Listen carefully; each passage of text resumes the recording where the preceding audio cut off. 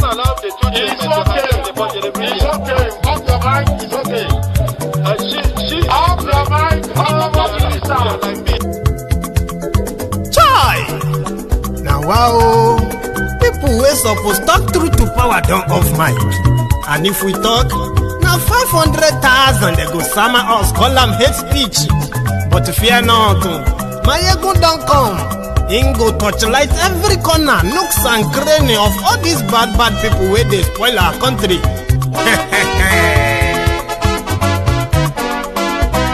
So my people make we laugh, oh yo yo. Mayegun don come, oh yo yo. My people make we shout, oh yo yo. Mayegun don come, oh yo yo. Mayegun don come, man of the masses, oh yo yo. Mayegun don come, oh yo yo. Mayegun diary politico, oh yo yo. Mayegun don come, oh yo yo. This one not the off in mind, oh yo yo. Mayegun don come, oh yo yo. Can in the touchlight every corner, oh yo yo. Mayegun don come, oh yo yo. Okay, some people be they holla say they want the power. Chai, them be promise us say we go get light and power. Nah. Them hustle sote they can't get the power. But now they know they do anything with the power. Every day, dollar just they get the higher power over naira. Still them talk say make we off mind. But thank God say Mayegun don come. So my people make you laugh, oh yo yo. Mayegun don come, oh yo yo. My people make we shout, oh yo yo. Mayegun don come, oh yo yo. Mayegun don come, man of the masses, oh yo yo. Mayegun don come, oh yo yo. Mayegun diary politico, oh yo yo. Mayegun don come, oh yo yo. This one not dey off in mind, oh yo yo. Mayegun don come, oh yo yo. Person where they do evil, no one make person talk. Them say that Mayegun, that man too they talk. He too they talk. Say Mayegun diary, he they hot like pepper. But every day then they take money in bulk. Woman picking, they the street they hawk. Still them talk say make we no talk. But thank God say Mayegun don't come. So my people make you laugh, oh yo yo. Mayegun don't come, oh yo yo. My people make you shout, oh yo yo. Mayegun don't come, oh yo yo.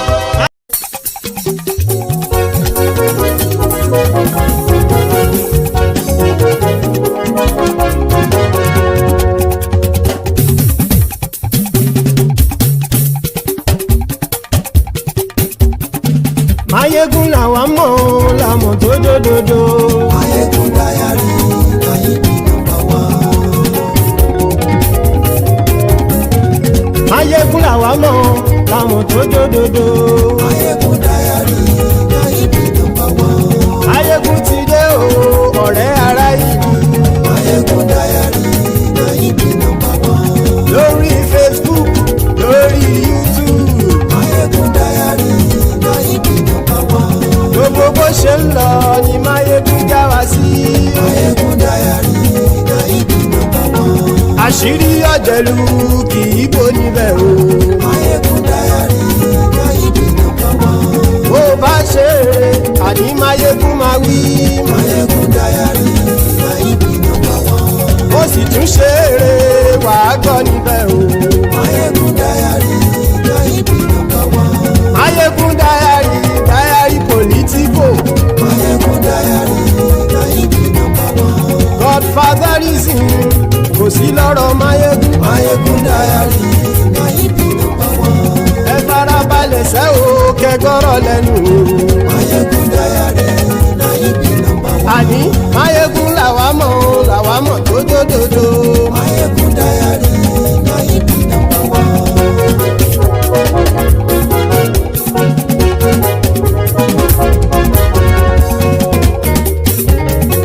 Àní ẹ̀sùn ràkì. Mayegun ti dé. Mayegun ti dé. Ọ̀jẹ̀lú ẹ̀sùn ràkì. Mayegun ti dé. Àní ẹ̀sùn ràkì. Mayegun ti dé. Lórí Facebook. Mayegun ti dé. Àní ẹ̀sùn ràkì. Mayegun ti dé. Lórí YouTube. Mayegun ti dé. Àní ẹ̀sùn ràkì. Mayegun ti dé. Bọ́ bàbá gbé wúrẹ́. Mayegun máa wí. Àní sọ́ra jù. Máyégún ti dé. Ijó ìgbádìyẹ. Máyégún máa wí. Àníyẹ sọ́ra jù. Máyégún ti dé. Pẹ̀sìdó bá rúfin o. Máyégún máa wí. Àníyẹ sọ́ra jù. Máyégún.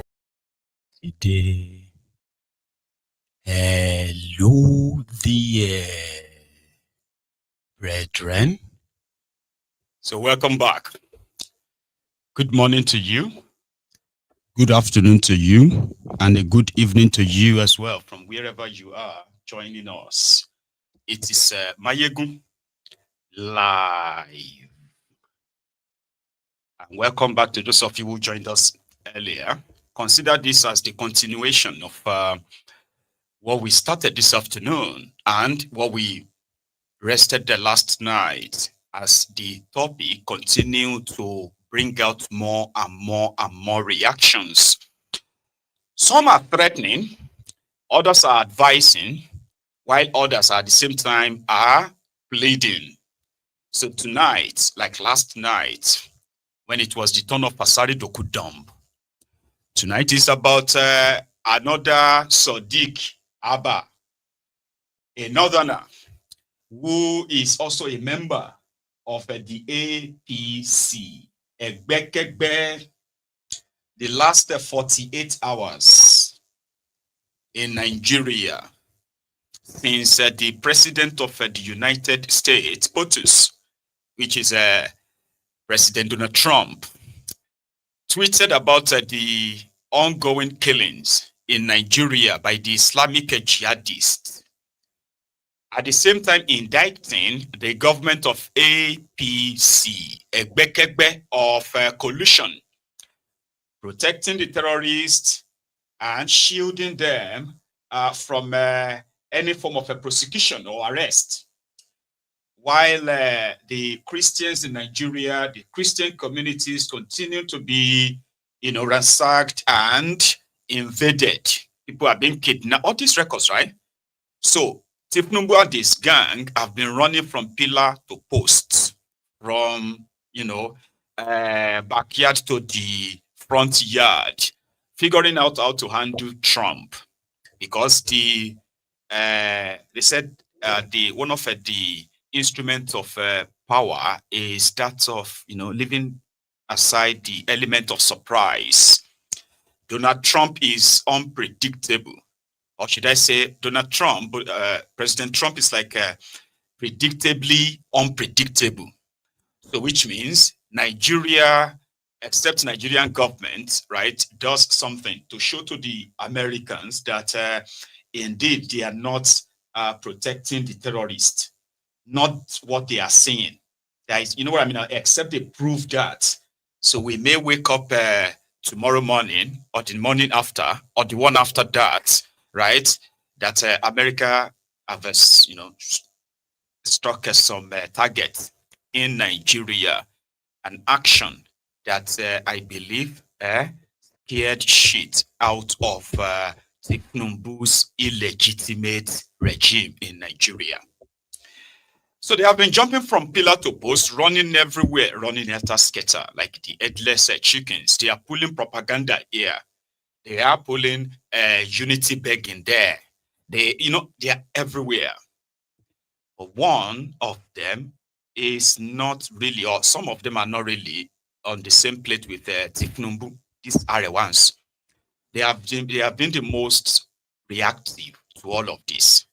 All right, the Arewans, who are telling us that if the Americans should come around and kill the terrorists in Nigeria, it will trigger religious war, which is, simply interpreted as they will begin to kill Christians because the murderous Fulani terrorists, the Boko Haram terrorists, and the rest of them possibly have the backings of this closet terrorists. I call them closet terrorists or terrorist enablers, terrorist sympathizers, who are doing everything to make you feel like this is actually normal. So one of them, they said he's a professor. I have no idea, maybe professor of jihadi or something. His name is Sadeeque Abba or something. Abba. He was on one of the TV charts today, where he made his own threat like this because he confidently believes that any American soldier that goes to Nigeria would be killed in Nigeria. By who? By them. Historically, this is not the first time they are giving us direct. The only thing is that the first two direct threats, they met leaders on ground. They met General Murtala Muhammad. Remember General Ford's letter to General Murtala Muhammad that he published? Yes. General Ford, go to hell, America shut up. It's a direct threat to Murtala Muhammad and Nigeria. Murtala called their bluffs. Abacha called their bluffs. And so how prepared are we? If the government is not prepared, Mr. Eliaso, I can assure you that Nigerian citizens are prepared for America. How? Just tell me, apart from rhetoric. Apart from just rhetoric. This is national secrets. It's confidential. America will not tell you they are coming with this. It's their secret also. I can assure you, if America is coming, tell them. As far as Nigerians are concerned, not Nigerian government, not Nigerian state, not Nigerian president, not senate, not ministers, not governors. Nigerian citizens. Not me and you that are sitting in this studio talking. Nigerian citizens on the street, in the crannies and in the villages and towns, they are waiting for America. For every American Marine, there is a graveyard to be buried alive. Nigerians are ready and willing. We are waiting. Now they hear the madman. Fulani terrorists, Boko Haram terrorists. They have been ransacking communities, kidnapping women, children, and men. They have been killing in tens of thousands, hundreds of thousands for the past 12 years, at least in the minimum.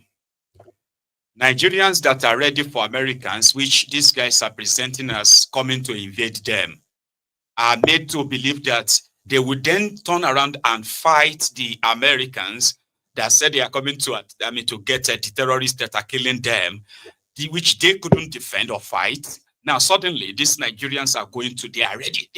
I tell you, they are ready. Which Nigerians are ready? Raise up your hand if you are ready to fight for Nigeria. When Americans come, if they come, raise up your hand in the comments. Yeah, I know. I'm trying to count you. There is no much delusion. A delulu that is, pretty much stronger than that. But that is the world that these roguish politicians live. And I can't really wait for them to meet the real surprise. But that one is a clown. Because as for Koolu, he don't do TikTok video to show to America that we are serious, look at me. And my service, Koolu. I charge you as head of our nation's armed forces to carry out your duties with patriotic zeal Nigerians expect result and not excuses. We are in a hurry to celebrate peace. I charge you also to be innovative, preemptive, and courageous. Let's stay ahead of those who seek to threaten our peace, freedom, and stability. Let us deploy technology where necessary. We cannot allow the crisis that began in year 2009 to persist any longer. It is time to defeat the enemies. I wish you the best. I advise you to work together as a team, compare notes, exchange your information effectively and follow up proactively. Work with other security agencies and defeat this enemy once and for all. We need to clean them up, clear them out. I promise to provide all support you need to get the job done. Thank you very much. In the TikTok video, to show to America that, see, we are trying, look at go and see my video, last update, because situation has gone overhead right now. in case if they are downplaying it. If you are watching me from Nigeria, I don't know, Nigeria is a very funny place, right? This news of America is coming, right? The way they are spreading it on the streets in Nigeria, okay? That so many others are just like making joke and making fun of it, right? They are making Nigerians believe that Americans are coming. So, and typical Nigerians, right? They are not really worried because probably they believe that there is no American coming. So they are just saying, this is going to be my first war. I don't even know which dress to wear. Are they going to tell us the day they are coming?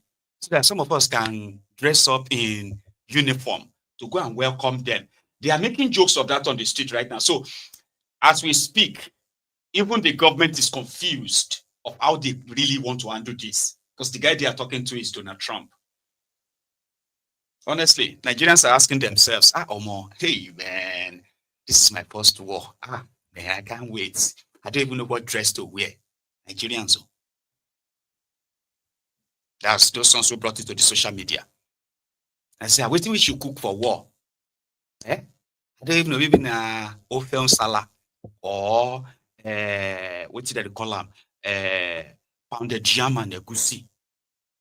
Wait till you go drink when the war starts, like how we go take Nigerians while your government, your criminal politicians are running from pillar to post, because to them, once they become the real target, and so many of you are not paying attention. One idiot said you are waiting to fight Americans in the villages, in the communities, in everywhere, when the rest of you are just waiting for Americans to. Some are even saying that if Nigeria give them gun to fight Americans, it's crazy, right? They are saying that they will just tell Americans that, hey, officer, don't worry about this area. We will handle these people for you. Like they will be the one fighting on behalf of the Americans. So there is so much loss of interest in the people in charge of Nigeria. People have lost so much interest. They have lost so much trust in the government of the country. Therefore, whatever they say, people don't take them for anything anymore. If they say America is coming to come and kill all of them, say, oh, don't worry, make them come. We know who they go kill. Nobody else they go kill. Something like that. So the criminal politicians have found themselves in a quagmire right now, trying to see if they could probably like curry a national patriotism, something.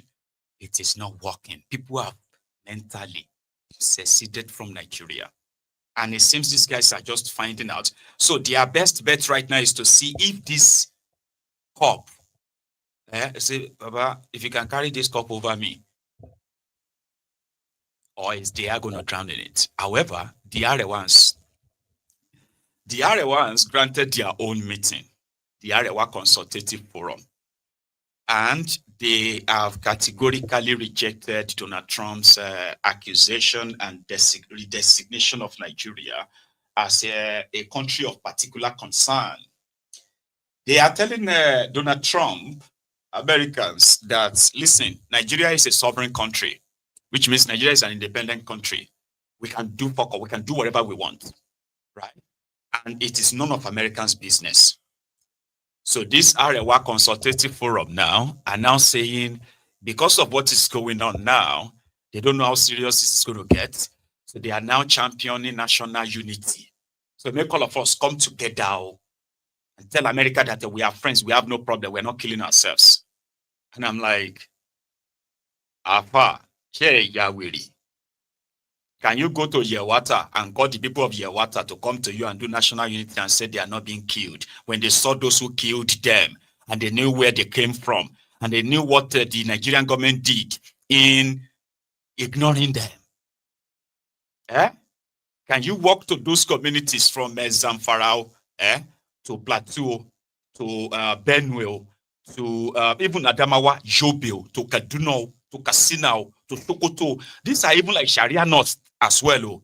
Would you walk to those communities, to Niger State? Would you walk to those places and tell them that they should come out and deny that they are being killed by the terrorists that slaughtered their loved ones? But Arewans are asking us to unite. You remember that time we were growing up, eh? By now, they don't bring Sonny Ade, Oyenka Owenu, Alpha Nik, no, not Alpha Ikoku. They would have brought all these musicians together. Shino Peters, Pasuma. They would have brought all these guys together to come and sing a national unity song. Nigeria, now Nigeria has been so divided that even if anybody sings Nigeria, Nigeria, they go stone them. I promise you. But the other ones are talking. These elderly guys. Watch this. Thank you very much. Let me first say that in the 25 years that the Arewa Consultative Forum has been operating, we have to first of all remember why it was established. At the beginning of the political resurgence in Nigeria in 1999, in the north we have had about 3-4 different organizations, very powerful and pulling in different directions. So, but to face political time after a longer period of military regime, it was decided that the North should coalesce those organizations into one strong, cohesive mouthpiece for the North. And that's what happened. The people that called that meeting that day asked all those different organizations to melt into ACF. And that's what has been going on for the last 25 years. At the time it was also established, there were a lot of divisions in the North, religious, tribal, ethnic, and one of the biggest, most important task for ACF then was to try and unite and unify those divisions.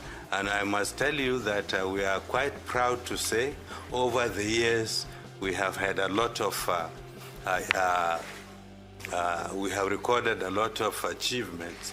If you remember those days of Kapanchan, Rai, Tapa, Balewa, these are no longer with us anymore. But there are still not too smooth relationships which we are still working on. But one of our greatest achievements is the reduction, in a very serious sense, those conflicts that have been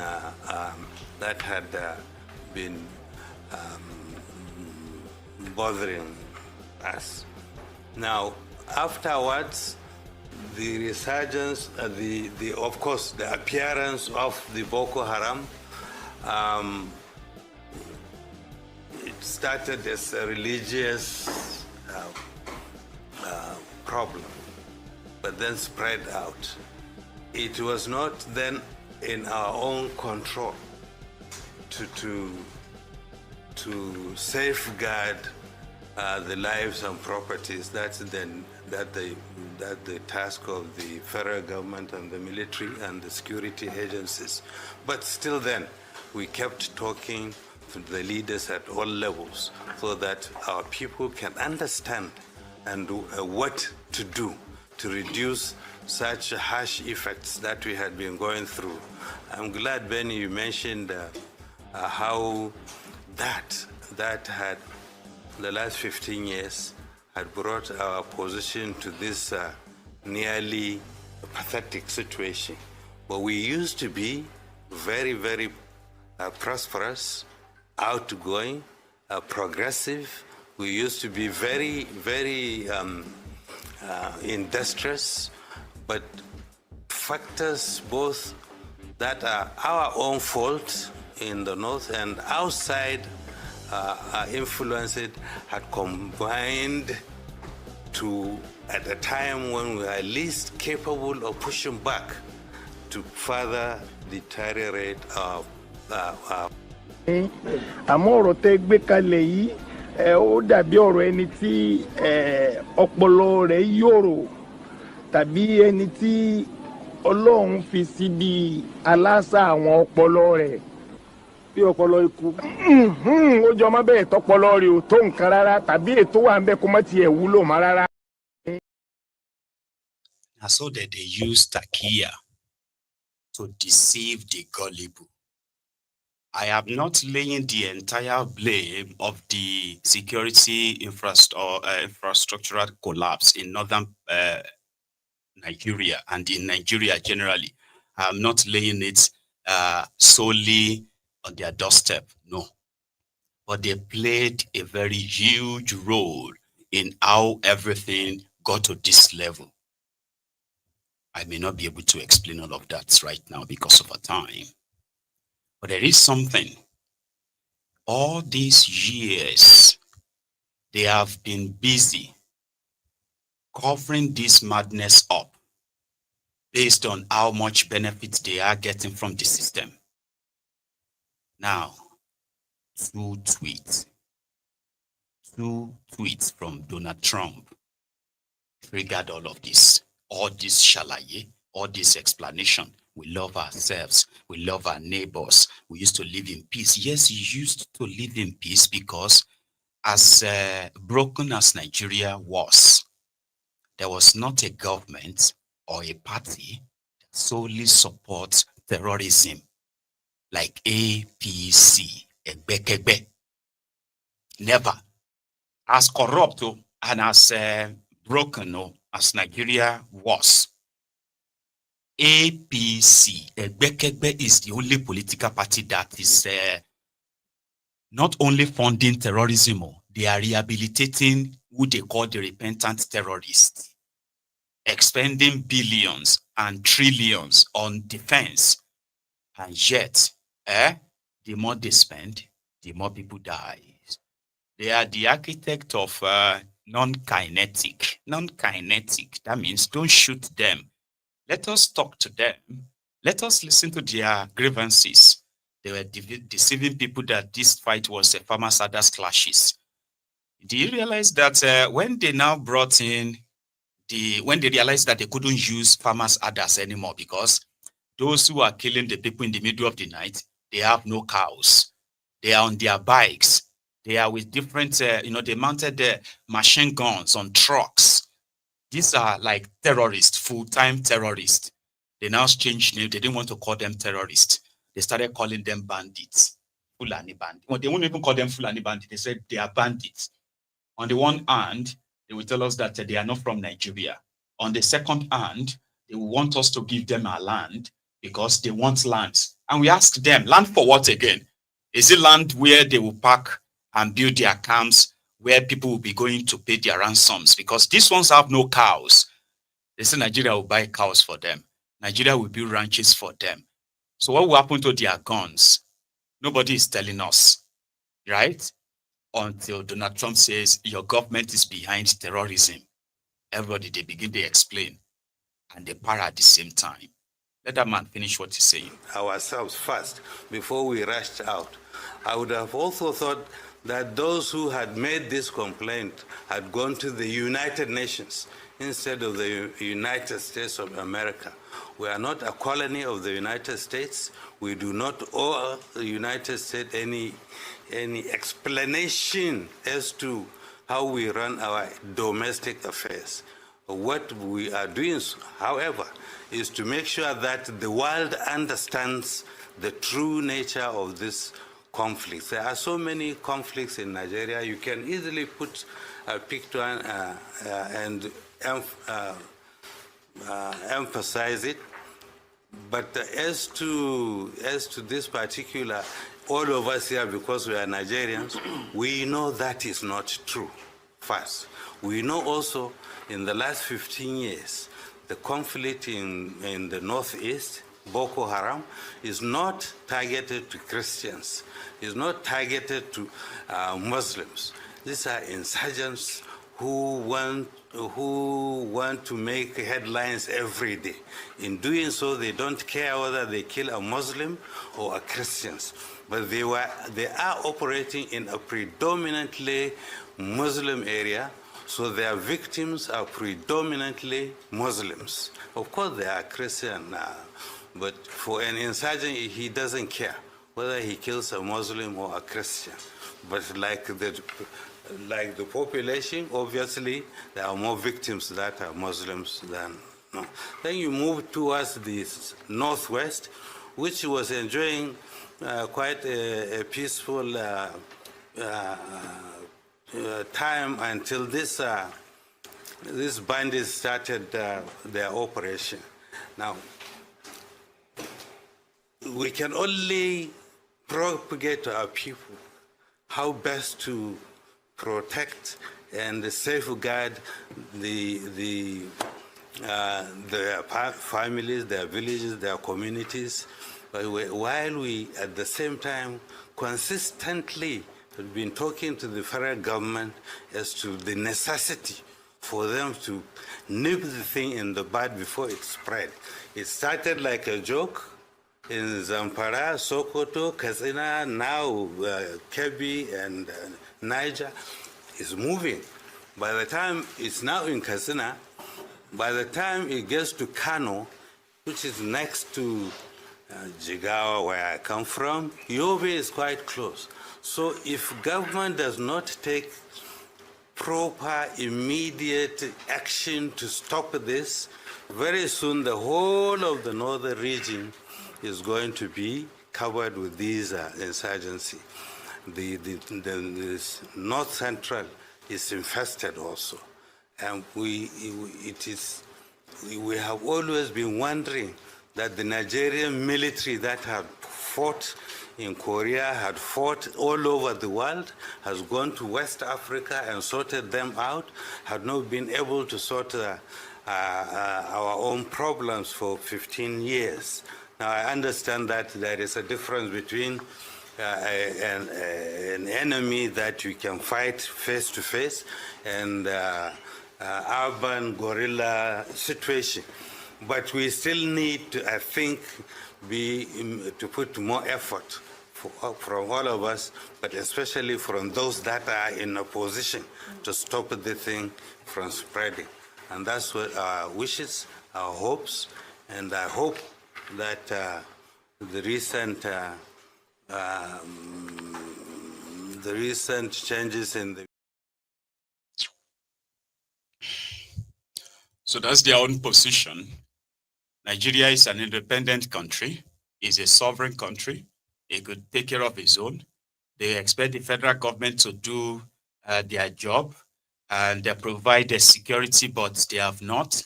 The insecurity or the terrorism is spreading. They agree that things are bad. Muslims are being killed. Okay, let's stop saying Muslims, Christians now. Okay, Nigerians are being killed. So if there's anywhere people should direct their rage, it should be towards their own, towards Tinubu, absolutely, towards Koolu. But those around Koolu, after he changed the service chiefs, the one in charge of the defense now, right? Olukeye or so, Oluyede, rather, Oluyede. There are no Christians being persecuted in Nigeria. Well, we are facing insecurity, especially terrorism, and it's something that's been affecting Nigeria for quite some time now. But as a group, talking about security heads, we've been doing our very best to checkmate this act of terrorism within the space of Nigeria. And you will recall recently, that's just last week, the President, Commander-in-Chief of the Armed Forces, President Bola Ahmed Tinubu, recalibrated the security architecture by bringing on board officers of proven integrity who are seasoned in asymmetric warfare to add impetus to our operations. I want to assure Nigerians going forward that we're going to add more to what we're doing, add more impetus to our operations, and ensure that we checkmate this act of terrorism within Nigeria. And you know very well that terrorism is a global issue, it's a global problem. There are several countries that are challenged in that respect. And it calls for collective effort. So if we have countries... Nuisance Lele. Nuisance Lele. Nuisance Lele. Hate that word or that sentence. You know, terrorism is a global thing. It's not a Nigerian thing. Baba, stop listening to that nonsense. There is no country in the world where terrorists are killing people the way they are killing people in Nigeria. There is nowhere in the world. Even where terrorists are in government, in Afghanistan, in Syria, Baba, the level at which they are killing people in Nigeria, kidnapping people, ransacking and all of that stuff, right? It doesn't happen anywhere in the world. Only in Nigeria. You see all these neighboring African countries, it doesn't happen there. It's only in Nigeria that these mass killings. Ukraine has been fighting war. And Russia. Gaza and, Palestine and Israel. You've read about the stats of people killed. Combined all of them together, they are not up to the number of Nigerians that have been killed in a year alone by this murderous terrorist. But guess what? The rest of the world knows that these countries are fighting war. But they are telling Nigeria that Nigeria, please, so all of you should watch your mouth. Don't say things that will lead Nigeria to war. All these things all of you are saying, if Nigeria should go to war, your eyes will see because you are living in Lagos. Far away from where people are trekking hundreds of kilometers, running away from their lands, and never to go back there anymore. To you, Nigeria is not at war. But all these bodies, all these videos you are watching, they are clashes that only the indigenous people are dying. I've never seen where they said farmers and others clashes. Now only the farmers they die, not just the farmers, so including farmers' entire village. Come on, man. There is nowhere, if you are in Nigeria watching me, there is nowhere in the world, all right, where terrorists reign supreme and commit even 1% of the killings that takes place in Nigeria. You've heard a lot about terrorists now. You know, whenever they strike, right, they will say, maybe a bomb, boom, somewhere. And they'll tell you that, 40 people died, 400 people died, 1,000 people injured in Nigeria. They are not using bombs. They are using like war weapons. They are firing and shooting bullets that could penetrate metals. They are shooting them into armless human beings. Because their agenda is to clear them out and then take over their land, whatever they found in that area to mine, that will turn the entire place to ungoverned area. So whatever they are doing in there, nobody knows, not the government, nobody. No one is coming for them. Nobody is coming back to say, we heard that an attack took place in so place. They've displaced all the people living there. The Nigerian army, go down, check them, raid them, and kill them, Nothing like that. Everybody will begin to look for IDP camp, where to go to. Look at Sudan. They are killing people in Sudan. They are fighting war in Sudan.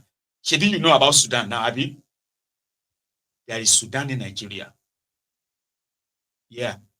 There are people who are experiencing Sudan inside Nigeria. You are in Lagos, you have internet, you have little electricity, you could defend all these rogues by denying these victims. However, Olukoye Abioluyede is not the only person trying to do their own explaining and making it pretty much like, yeah, people are dying, but it's okay, like it's not that bad of a thing. Daniel Buala was on the BBC World spewing the same gibberish. I want to say that as a country, we were quite shocked by the allegation because the allegation is premised on a wrong, false reporting or false narrative or false report. First of all, this journey started with the Republican lawmakers picking that soundbite from Bill Maher, who started this conversation.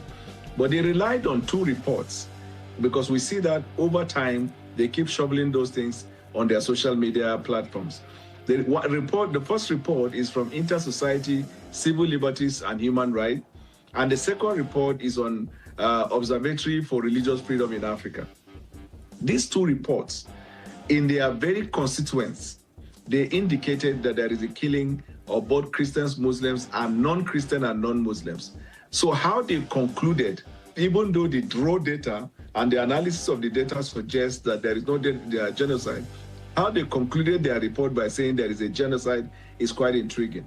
But there was an investigative report Mr. that was Bola, conducted in Nigeria. question. So you're disputing the use of the word genocide, but do you agree with the Christian Association of Nigeria, who have been speaking to the persecution of Christians in Nigeria? In fact, in a recent statement, they said they're calling on the government and security agencies to take urgent measures to end the killings and safeguard vulnerable Christian communities. That's a different group altogether, and they have the same message. I will put it this way. There are killings in Nigeria, quite frankly. We are not denying that. And we're also not denying that Christians have been killed. But we are saying that data and realities all suggested that the killings are not targeted to a religion. It is indiscriminate killing by criminal elements. Some are bandits, some are Boko Haram, some are Ansaru, and some are about criminal elements in the society. And even the finding of those reports suggests that the killing is, without restriction. And on the campaign trail, the president that you speak for, one of his pledges was to obliterate terror, kidnapping, banditry, and all forms of violent extremism. If the answers are there and the resources are there, why isn't this being done? So the promise he made was not to make that happen in 2 years or even in first term. But we have a result to, suggest the successes we have made so far. And I told you that we used to have prison break. We no longer have it. We used to have very minimal arrest of these individuals. We have massive one now. We have decimated them. They are not occupying any territory in Nigeria, in fact, as per saying a whole local government is under territory. The budget of Nigeria is a little under $35 billion. Even in infrastructure alone, economists have reached a conclusion you need between $30 to $100 billion in order to revamp your infrastructure alone. But we're dealing with $35 billion for the entirety of the country. We have decayed infrastructure. We have to focus on education. Our people are down. We have to focus on healthcare. There is health crisis in Nigeria. We're revamping hospitals. We're doing a lot of things. We have to look at intervention. A lot of our people are under poverty scale. So we introduce intervention, school feeding program. A lot of this you're doing within the limit of the resources. And then we also have to invest in the defense of Nigeria. If you look at context, all you will say is to appreciate what we're doing. President Trump has suggested U.S. military intervention in Nigeria to tackle jihadist attacks. Would you welcome such support? We welcome any form of military assistance in form of equipment, ammunition, and the rest. We do not welcome the boots of foreign military forces in the Nigerian soil. Nigeria is a country of territorial integrity. It's a sovereign country. There are laws that govern sovereignty. There are conventions that govern military intervention in countries. You can't come to a country of people that have not invited you. And even the application of the relevant laws in the United States that gives the U.S. government the power to intervene in countries all over the world where the national security of America is threatened, that same provision of that law relates to dealing with countries that are hostile to America. Nigeria is a partner, it's not a hostile country. I want to... Nuisance Lele. Nuisance Lele. Nuisance Lele. That's Wilaba. He actually, with bold face, told that, that journalist interviewing him that there is no ungoverned area in Nigeria anymore. Really? Anyway, this is also the part of their own spinning campaign. They are everywhere busy. On the one hand, telling America, no, we accept your support, we accept your assistance, but we don't want you to bring soldiers to Nigeria. America is not bringing soldiers to Nigeria. They are just watching all of this, probably just laughing. You get that now? So, but there is more. Like in the National Assembly today, right, where everyone was expected to contribute to a bill or to bills. They are trying to see this mofoso in all of this, right? They are trying to pass a bill, okay, that they believe this bill is going to help Nigeria to avoid the wrong information about what is going on in Nigeria. Do you understand that? They want to make a bill. And I have no idea the purpose. So they were debating it. So everybody had to contribute and say the reason why they feel like this bill is important to make sure that Nigerians understand that if you are helping America to spread misinformation about a genocide in Nigeria, you are committing a crime. So they want to make a bill to stop you from saying there is a Christian genocide in Nigeria. So while they were debating it, drama ensued. First at the House of Representatives, when members were to debate it, like I said, watch this. Honorable colleagues, go ahead. My name is Olamijuwonlo Ayodeji Alawakala. I represent Nigerians starting from Ogbomoso North, Ogbomoso South, and the Arewa constituency. Mr. Speaker, I'm from the Center State, Oyo State. Mr. Speaker, I seek the leave of the House under Order 8, Rule 5, to suspend relevant rules for me to take this matter of public importance, of urgent importance, on a motion on the need to address misleading international narratives on religious killings in Nigeria and strengthen domestic and diplomatic engagement for national cohesion.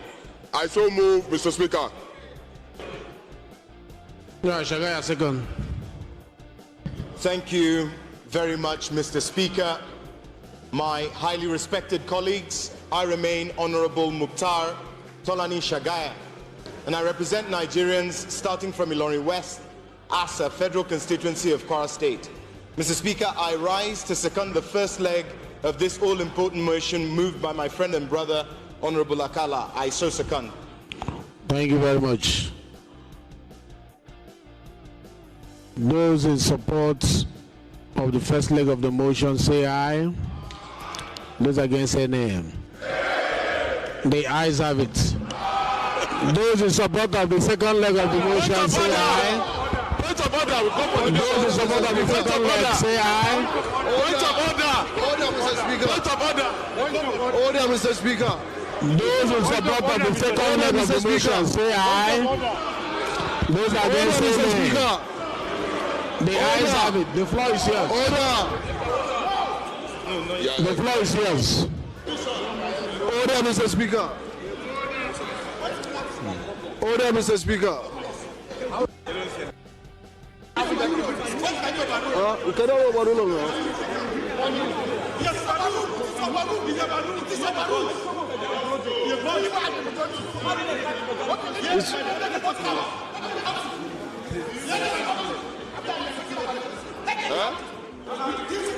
My partner. No. Honorable Akala, move your motion. You are protected. Thank you, Mr. Speaker. Sit down. Honorable Akala, move your motion. Sit down.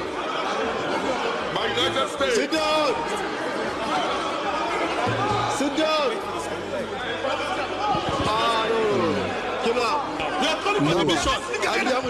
Move that. We move to executive session. What are the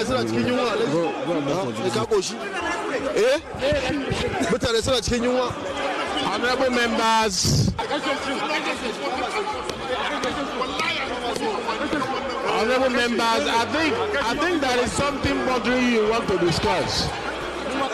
So I will ask that the chief will move that will enter into executive section. No motion, nothing. Chief will move that will enter into executive section, please. Thank you, Mr. Speaker. Usman Bello Kumo is my name. Member representing Arewa Federal Constituency, Mr. Speaker. I move that we resolve into an executive session. I so move, Mr. Speaker. Thank you very much. Minority Leader. Mr. Speaker, my dear colleagues, I most humbly rise to second the motion that we do resolve into an executive session. Thank you. Those in support that we go into executive session say aye. Those against say nay. The ayes have it. The House is hereby resolved to executive section. Please, you can leave the hall. Yes. It's obvious people are not satisfied.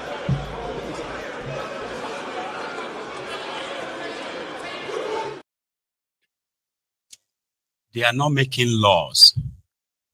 to say they should establish a special court that is going to work with the executive while they begin the process of sweeping these terrorists across Nigeria, and an accelerated hearing and conviction, accelerated trial and conviction.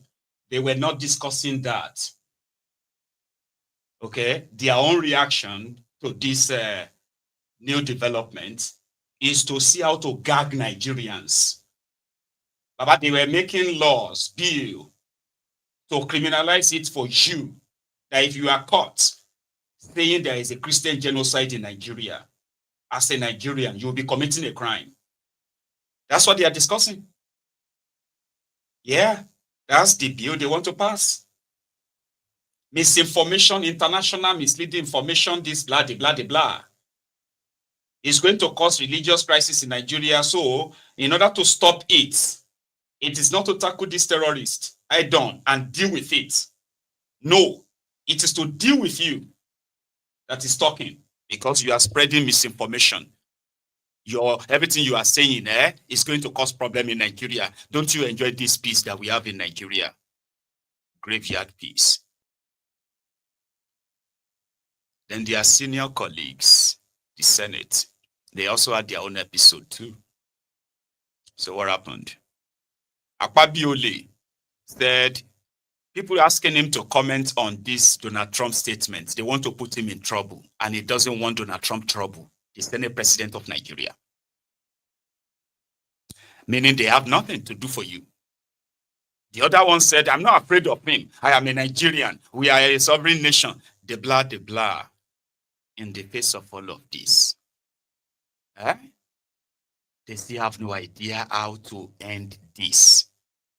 Conversation around the whole thing is not to end it. It is to tell you that they are angry issue for you calling it Christian genocide. There's no genocide per se. People are trying to cause problem in Nigeria. It is mental, right? Now listen to Akpabiole and others. Breaking news. Breaking news should not break the society. But a situation where somebody will sit in the comfort of his room and produce a report and produce fake pictures of 2023 when the Senate President with senators visited Port Harcourt on a very different thing and say, oh, Senate President answers President Trump. Who am I to answer President Trump? Have you ever heard of such a thing? And the Senate President said that Nigerians are not complaining, that we like the way we are living. I can deal with it, but then that the Nigerians are not complaining. I've petitioned the police.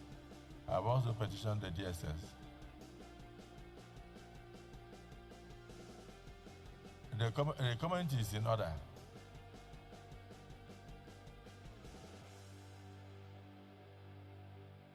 You are not hearing what I'm saying. I'm saying this time, the Senate President of Nigeria did not answer President Trump. And that the quotation is meant to cause diplomatic row. It is the presidency that will answer President Trump. And all Nigerians are doing their best in that direction. But who is that person that will go and ascribe a comment to the Senate President when he was never met? So I believe the cyber crimes unit of the police, the DSS and others should find that character out, because it is meant to cause friction. It is meant to cause friction and put the Nigerian Senate in disrepute. I can only speak your voice. We have not discussed the comment of President Trump in chambers yet. I know we will. And I believe we will. Those in support that we should in future discuss this comment, say aye. Those again say nay. We shall. It's only then that the Senate President can make a comment. Not somebody sitting in his bedroom to talk nonsense. Mr. President, Nigeria is a sovereign nation. In this case, I did not say my mind. I'm coming. Don't be scared. I can see. I said I'm not scared of Trump. I will say my mind. I'm a Nigerian. Nigeria is a sovereign nation. I'm a parliamentarian.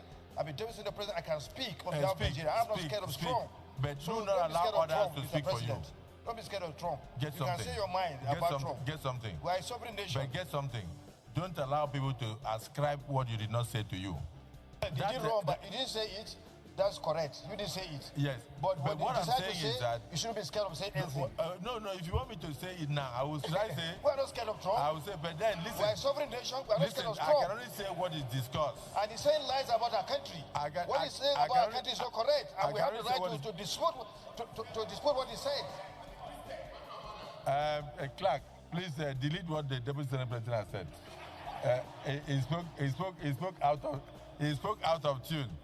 Olamileko, don't encourage the Senate President or the Deputy Senate President to breach our rules.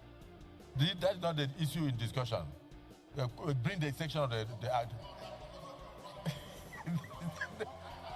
No, I said I'm talking about social media. So Senator Karimi, don't plead with him. Let him continue to talk. Social media nobody should sit at home, and one day they may even say that Olamileko killed. I'm highly disappointed of Nigerian government because the Nigerian government were highly disappointed in them due to foreseen circumstances. Definitely, I'm one of those people approving. People should die in coronavirus is more better than people should die in hungers. Hunger kills more than coronavirus because some people are less privileged. Due to foreseen circumstances that I said it, some people are less privileged, which they are based on daily pay, which are not even based on salaries. But our government thinks that the knockdown is the best solution to coronavirus, and proving it to an extent and to the levels of alacrity that if someone die in coronavirus, it's more efficient to die in hunger. Because some people will be at indoor. There's no way to make a. Thank you, Professor. Those are your leaders. Akpabiole was trying to say, hey, don't push yourself, so don't get carried away. Somebody wrote something and he quoted me that I said it. I didn't know. No. Who am I to reply Trump? Who am I to?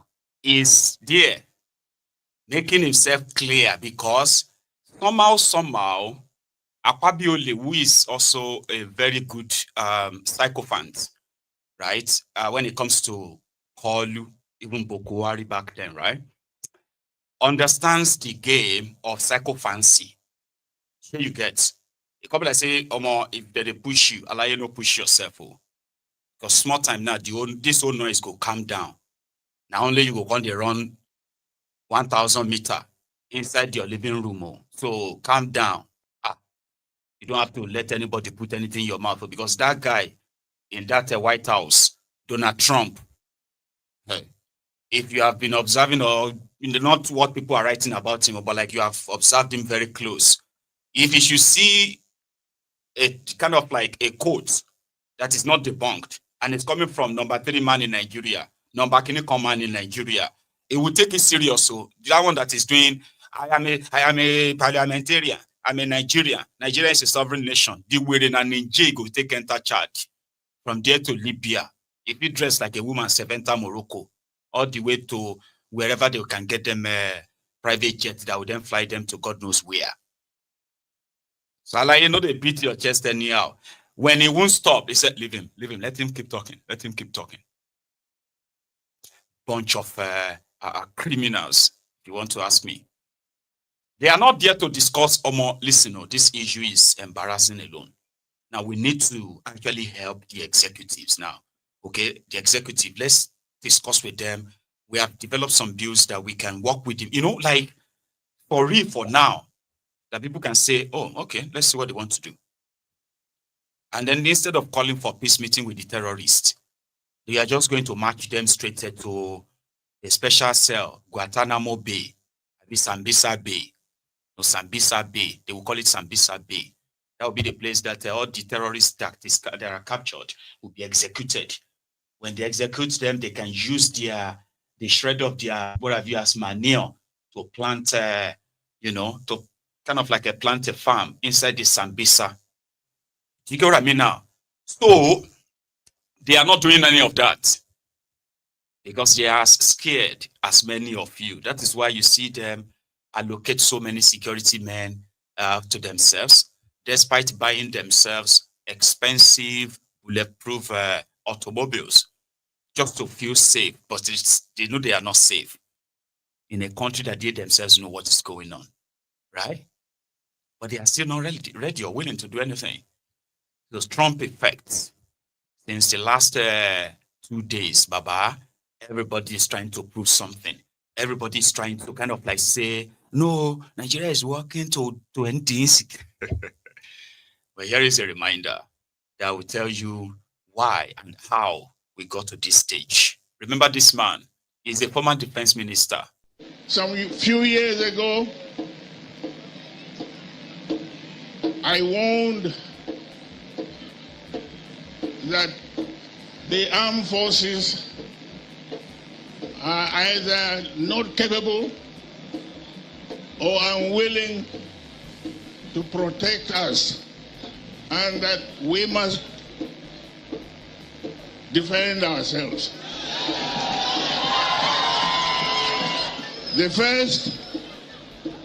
first denial of what I said came from the Ministry of Defense. They said I was lying.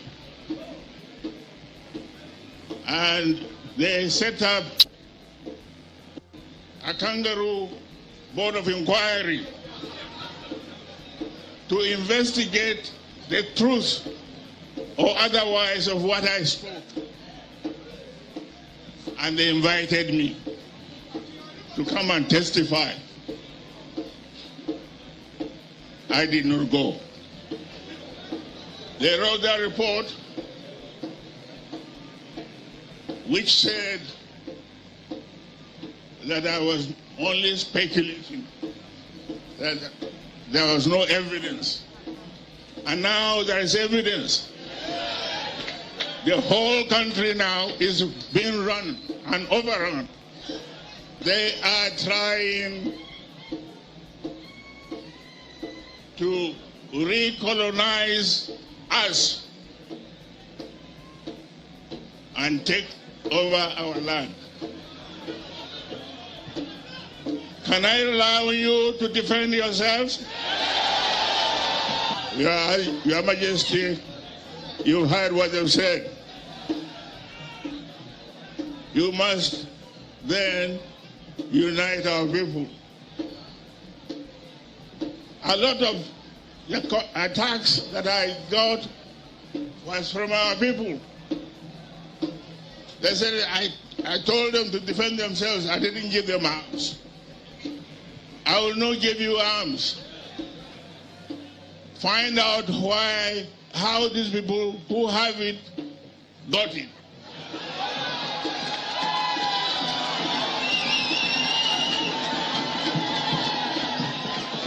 Use the same means. Use the same means to defend you, to defend yourself. Some few years. Theophilus Danjuma, he was the man who told us in 2019, back then as a former defense minister, as a former general, and then as a former defense minister, yeah. So he told us and alerted everyone that the Nigerian military were either colluding or they were pretty much incapable of curbing the insurgency. So he was right. So he asked people to defend themselves. And indeed they asked, they told him, oh, you told people to defend themselves with what? Anyway, people are still unable to defend themselves enough against these powerful Fulani terrorists.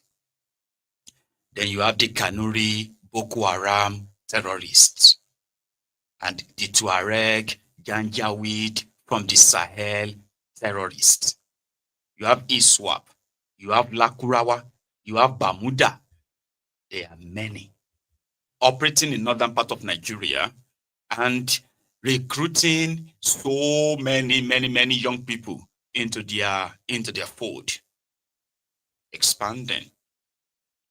However, since Donald Trump's tweet, the Nigerian army have been like posting around the clock how they are rescuing people, how they are killing terrorists, and they are still not impressing anyone. Because as they are posting, the announcement of people being killed, kidnapped, continue to spring up from different parts of the northern part of Nigeria. As we speak, they are overwhelmed. They can't fix what they intentionally destroyed for 12 straight years for politics.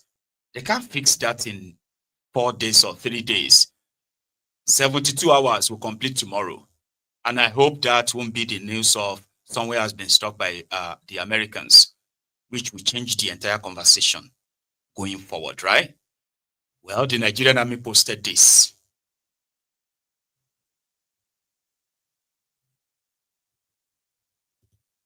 Oh, I was kidnapped on Thursday, about 3:45 p.m. by some I can't really say the number of men, but they shot at our vehicle several times, and the driver came to an abrupt stop. When he stopped, we had no option than to open the door and run inside the bush. By the time I ran into the bush, we discovered that they had already surrounded everywhere. So they picked us up out of that place and brought us into, you call it the jungle or whatever.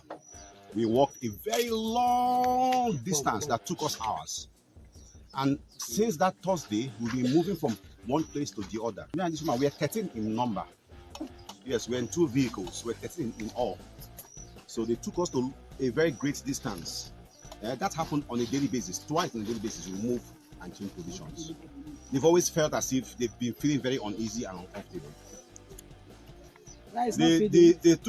They kidnapped some students, and the students had spaghetti and Indomie noodles in their luggage. So they brought all these food items, and they'll cook and give us piecemeals under very unhygienic conditions. So that's what we've been feeding. We're not even hungry in the first place. We've been thirsty. The best they could do was to give us water from the stream. It was that bad.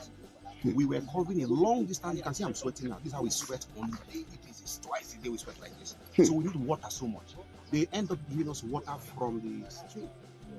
Last night was the last journey they took. We had to physically fetch water access from the stream. We drank from the jerrycan. You drink from a jerrycan that over 25 people drink from. That's how bad. Because this morning they said something like, why they do these things because of the community. I think there's something about the community. The community has been very hostile to them and their cows. So because they've been hostile to them and their cows, what they now decided to do was to go into this. Okay, that is the reason what make them they are kidnapping. I didn't buy it. I didn't buy the story. Okay. They were using Hausa for that time. Okay. He has a mother tongue interference. He has this accent that sounds Yes. There's a way he said, there's a way he pronounces it. There's a way he pronounces it. So that's why she got to that. This person had this accent from my area. They said I should pay 3.3 million, which was what I brought. So you can see the money there. You almost say you should bring 5 million. 5 million. But we begged for 50,000. Okay. 500,000. 500,000. I mean, rather. Say she don't confuse. You guys are just God sent. People walk. When I saw your move, in fact, before I even saw you people there, when I heard your voices and all, I had confidence. I told you, madam, the army is wonderful. Okay. Or the military. Why I say so because I was kidnapped. Nigeria is so corrupt, which I regret the day I was going in this country. It's unfair. This is unfair now. This is unfair. Nigeria is so corrupt, which I regret the day I was going in this country. It's unfair. This is unfair now. This is unfair. You know, social media really changes how we see things. I don't know about you.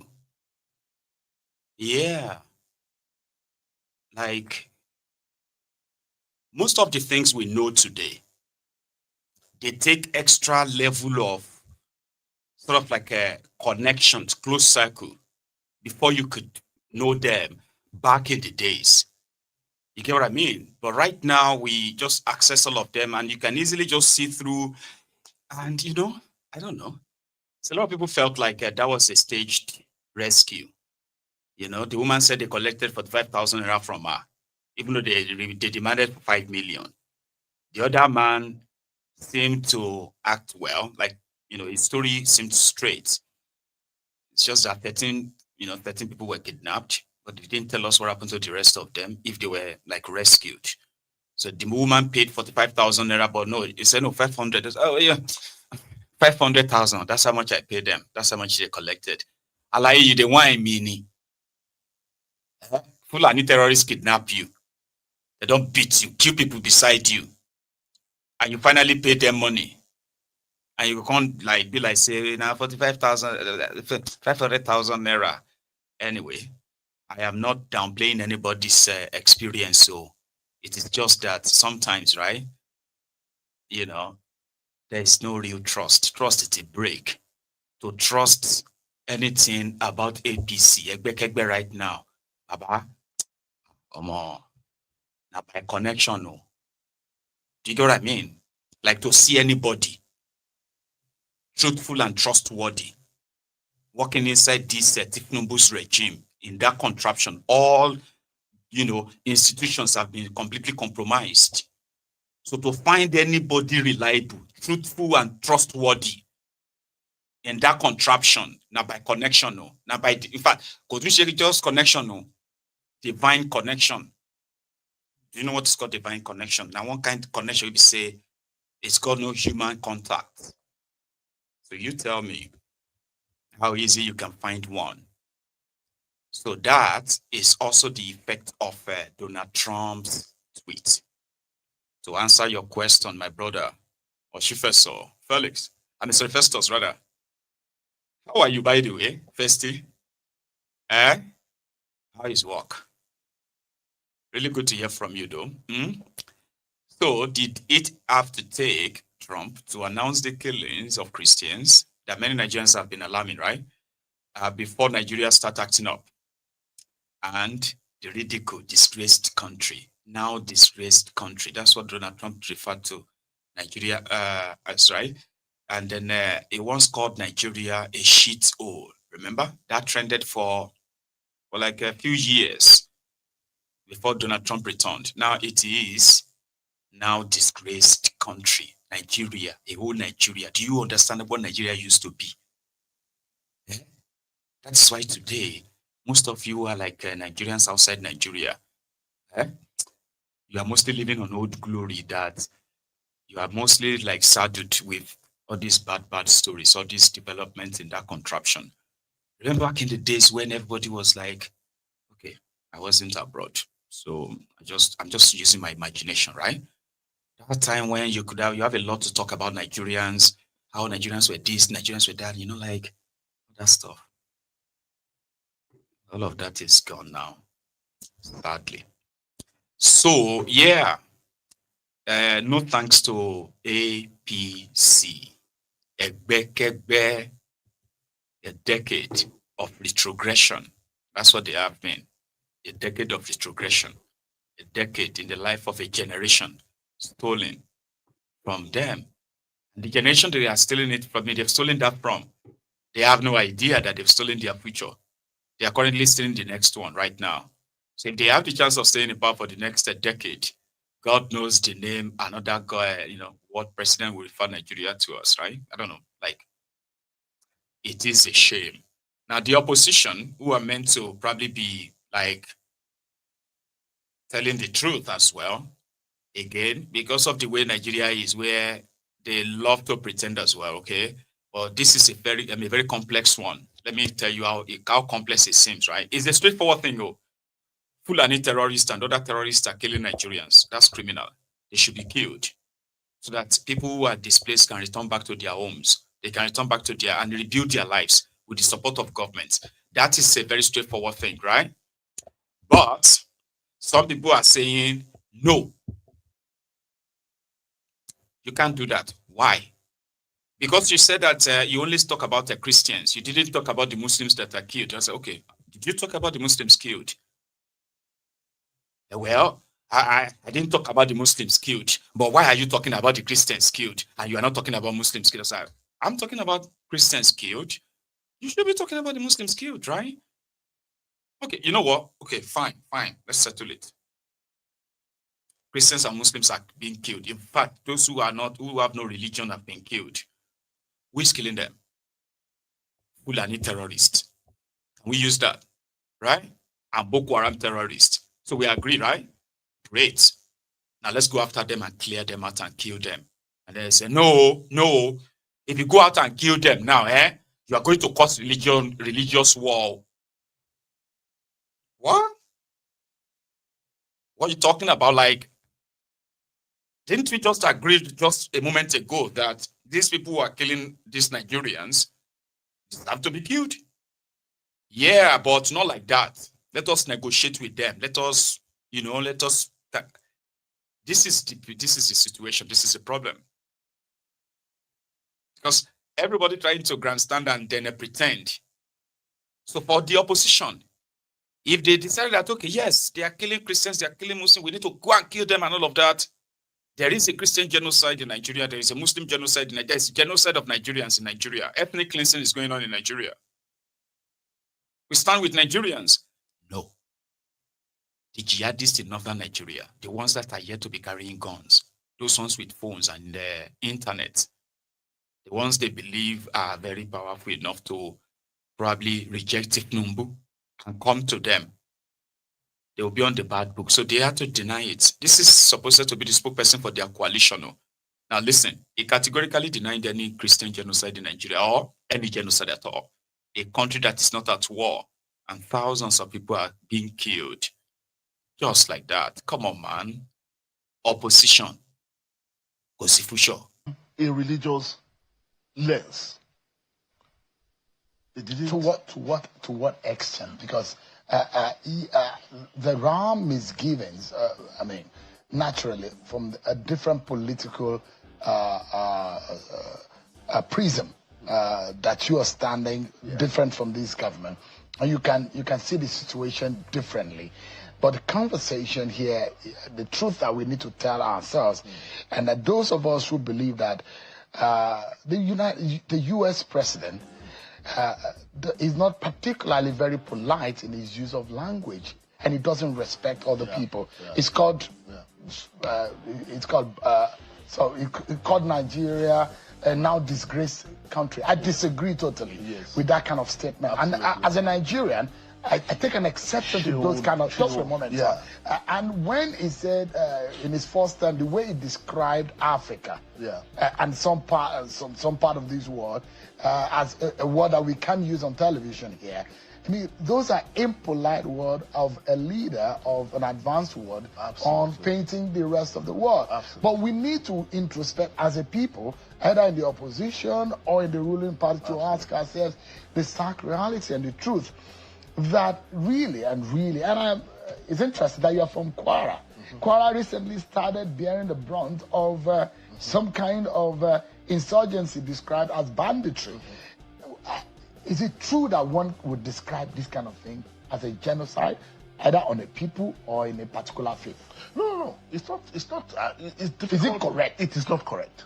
Absolutely. So there is no genocide on any faith in Nigeria? There is no... I cannot say there is evidence of genocide. And from what we have seen, we cannot describe what is going on as genocide, right? But the point I'm making, and I apologize to say that, you are also missing the point. The question here is not about how the Americans are framing it, right? The question is that people are being killed in Nigeria, and we had opportunity to engage to let the Americans know that there's no genocide going on in Nigeria. And there's no genocide going on along religious lines in Nigeria. But we did not take that opportunity. I just told you here, a 2023 report released in 2024 by U.S. State Department, and they said they've engaged with Nigerians. Somebody in government ought to have seen this and trigger something and say we must engage the Americans to let them know that they are misreading what is going on in Nigeria. And I'm saying that some of the kind of politics we played in the past has also led to to the situation we have found ourselves, in addition to what everybody is saying. If you listen so to... invariably, the APC government should not blame anybody, they should blame themselves. They should blame themselves. In the first place, they were the architect of this kind of narrative for political reasons. And we are not now they did not do enough to correct the situation fast enough when they started. Because this started a few weeks ago, and there are those Nigerians who are unfortunately fueling this. And I mean, anybody may be aggrieved. But the fact remains that when you stand against your own country, you are digging. That's something else. But the debate was started in the Congress when? September 5. I have the bill here. September 5. Nigeria is not aware that the conversation is going on. Come on. Is it the failure of the Ministry of Interior? It is not. It is this. The external affairs, or foreign affairs, or the presidency, or do we need a special department of reputation management for a government? It's not about reputation. It's about the reality of what is going on in your country. How other people are framing what is going on in your country is one thing. The reality of what is going on, the people of Nigeria that are being killed, that is a different thing. Either Christian or Muslim. It's a fact. And I listen to people saying, oh, no, it's actually Muslims that have been, more Muslims have been killed. Seriously? So it does not matter. I heard Governor Wike saying that his father was a Christian, the president's wife was a Christian, and nobody is accusing this government of persecuting Christians or religious bigotry. So they are missing the point. And that is usually the case. They miss the point because they think any... Or he, as the spokesperson for the opposition or the coalition, right, is smart in handling it. Like hold it, like juggle it, and just bounce it back. Even if you ask him, what would you have done differently? You know? And then they denied any genocide going on. Because the word genocide means like the government is behind it. You get what I mean? Like, 100,000 people have been killed, or 1 million people have been killed by these terrorists. And these killings were orchestrated against the Christians by the government. What do you think is going on? Let me ask you. Forget about what people have told you about this stuff. What do you really understand about what is really going on? If everybody's theory, let me see if I can make one or two up. There are some people sponsoring terrorists in Nigeria and they are in government. There are some foreign interests sponsoring terrorism in Nigeria that people can't touch. All those theories and the rest of them. Do you believe in any of them? Like what the hell is actually really going on? Do you ever think of that? Here is something. How is the government sponsoring terrorism? Okay, I'll tell you. There is no criminal gang or group in any country, no matter how small that country is, no matter how big that organization is. Read this. So almost every government in the world is 10 times to 1,000 times stronger than all of its criminals combined, all of them in your country. The reason they don't end crime is because they are colluded with it or because they benefit from it. You can pick what you think is the reason. There is no criminal gang bigger than any country's government, ever. Oh, my God, don't pay government. Even if your government doesn't have the resources to tackle that level of criminality, Baba, they will invite the neighboring country to help them. But in the case of Nigeria, when these terrorists started killing Nigerians by this rate, the government of Nigeria downplayed it because they didn't want to look bad under Goodluck Ebele Jonathan. He had all the intel, they had all the security and everything. He had the names of those who are funding the terrorism that was about to kick him out of government. But the nonchalant attitude of the usual that, you know what, don't tell people about, don't scream about it until they started getting embarrassed. and internationally disgraced, then they wanted to act. By then, it has escalated. It's not because the terrorists have grown too big. It is because the greed that sustained them have now overgrown. The system that is meant to curb this criminality has become one of criminals. So you cannot have criminals cancel criminals in this sense and expect crime to end in this regard. So they've sustained it this long that they have now embedded themselves in the entire system or structure of Nigeria. Security, judiciary, the executive, the legislature. Even Jonathan said there were Boko Haram members in his own government. Whatever that meant, right? He did nothing until his own government collapsed and Nigeria fell into the hands of the Al-Qaeda People Congress. Al-Qaeda People's Congress, APC. And what did they do? Without any legislation, without any form of, referendum, Boko Haram released most of the terrorists or Boko Haram fighters that were in detention then. Prison Break released the rest of them. And guess what? They introduced the Fulani terrorists. These ones came with their own immunity right from the start. They were not to be touched. In fact, they were never to be prosecuted.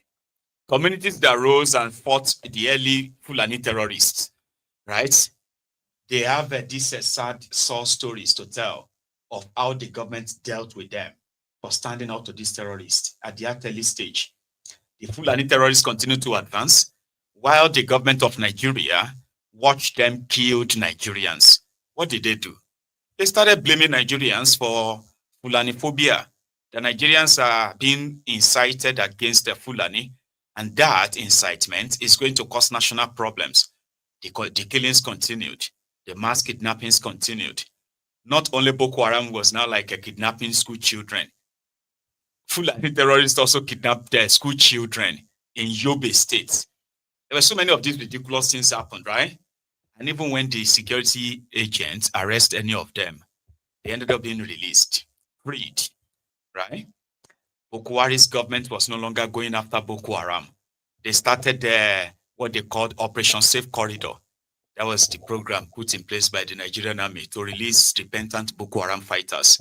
No matter what they have done, they could go away if they say or swear by the Holy Quran that they won't do it again.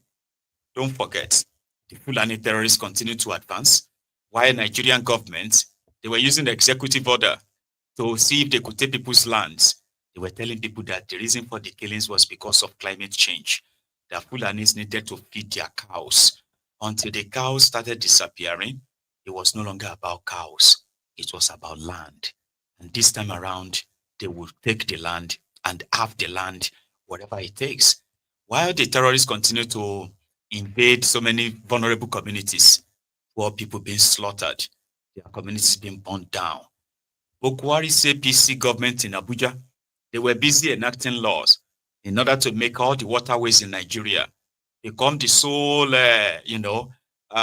property of the federal government of Nigeria, which in itself, an aberration, an affront. Boko Haram wanted to give the Fulani terrorists everything, right, over Nigeria. They wanted a bill. They called it Waterway Bill. And that is the bill that will give, or if it becomes law, it was the bill that would have given the entire waterways of Nigeria straight to the Fulani terrorists without shooting a gun.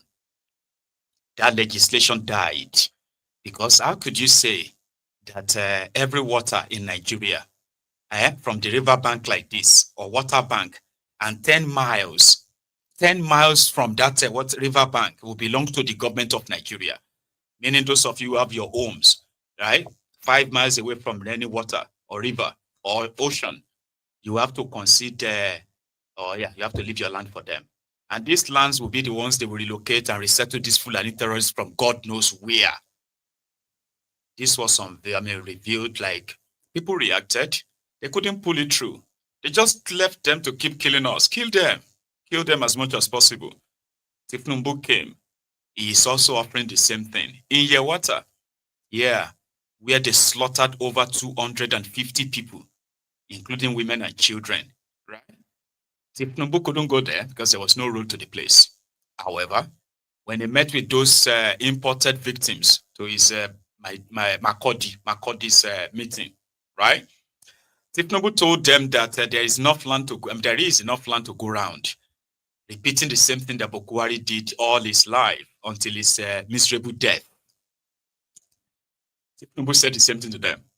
Like, if you give them land now, there won't be any issue. In the last 2 years, Tinubu has released over 800 billion naira towards setting up of ranches for the Fulani terrorists, especially across northern Nigeria. One of them is Jigawa, that received over 150 billion naira to build ranches for these Fulani terrorists. In case if you don't know, they are not the only ones who collected the money. Imo State collected over $10 million under Buhari, which led to all these killings in Olu, Osu, and all these areas that Oplus Odingba has been using force to steal people's lands. Yes. So if they try to deviate on so many things, you need to understand the groundwork that tells you that it is the government that is funding the terrorism.